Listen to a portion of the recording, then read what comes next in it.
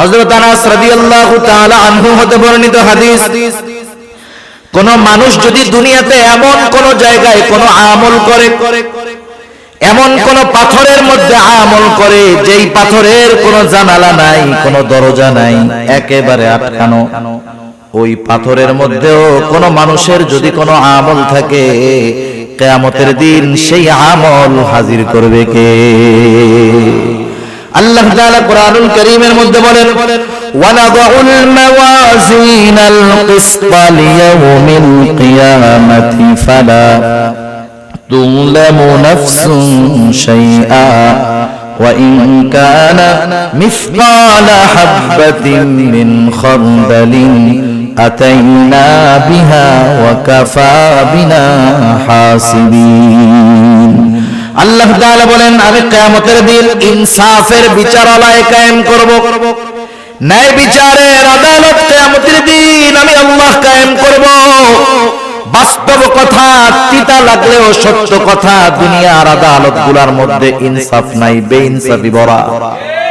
এখানে যদি একটা ইনসাফ হয়, বেইনসাফি হয় হাজার হাজার, কিন্তু আল্লাহ তাআলার আদালতে কোনো বেইনসাফি নাই। আল্লাহ তাআলা বলেন, ওয়ানাদউল মাওয়াজিনাল কিসতা লিয়াউমিল কিয়ামাহ। শুধু তাই না, আল্লাহ তাআলা বলেন, ফালা তুযলামু নাফসুন শাইআ। সেই দিন কারো প্রতি সামান্য কোনো জুলুমও করা হবে না। শুধু তাই না, আল্লাহ তাআলা বলেন, ওয়া ইন কানা মিসকালা হাববাতিন মিন খারদালিন আতাইনা বিহা।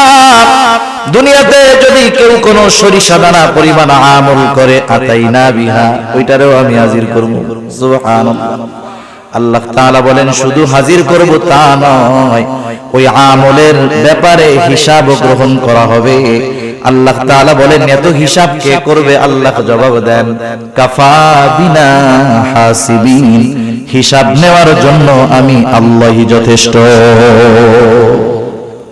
হযরত লোকমান সন্তানদের এই কথা শিক্ষা দিচ্ছে, বাজার তুমি হয়তো আমার সামনে পীর সাহেব হয়ে থাকবা, কিন্তু তুমি যখন রাত্রে বেলা রুমের মধ্যে দরজা আটকাইবা, ওয়াইফাই লাইনটা দিবা, গুনাহ করবা, পাপ করবা, আমার সামনে তো তোমার মতো ভালো ভদ্র আর কেউ নাই। তুমি আমার অগোচরে যায় অপরাধ করবা, গুনাহ করবা, মনে কইরো না যে আল্লাহ তাআলা দেখবে না, আল্লাহ সব দেখবে। হযরত লোকমান সেই কথাই বলেন, ও আমার বৎস, তোমার কোন আমল যদি সরিষা দানা পরিমাণ হয়, ওই আমলটা যদি পাথরের মধ্যে থাকে, শুধু তাই না, মিসকালা হাববাতিন মিন খারদালিন ফাতাকুন ফি সখরাতিন, সেটা যদি পাথরের মধ্যে থাকে, আও ফিস সামাওয়াত, সেটা যদি আসমানেও থাকে, আও ফিল আরদ, সেটা যদি জমিনের সাথেও মিশে থাকে, আল্লাহ তাআলা সেই আমলটা হাজির করবেন। ইয়াতি বিহাল্লাহ, ওই আমলটাও হাজির করবে কে? প্রত্যেকটা নবী হিকমতওয়ালা, কোনো সন্দেহ নাই, কিন্তু হযরত লুকমান আলাইহিস সালাম কেন হিকমত গ্রহণ করলেন, নবুয়ত গ্রহণ করলেন না? ওনাকে যখন প্রশ্ন করা হলো, উনি তখন বললেন, শোনো, নিঃসন্দেহে নবুয়ত এটা অনেক সম্মানজনক একটা কাজ, কিন্তু আল্লাহ সুবহানাহু ওয়া তাআলা আমাকে নিজের থেকে নবুয়তের জিম্মাদারি দেন নাই, বরং আমাকে অপশন দিয়েছেন। আমি চাইলে নবুয়ত গ্রহণ করতে পারি, আমি চাইলে হিকমত গ্রহণ করতে পারি।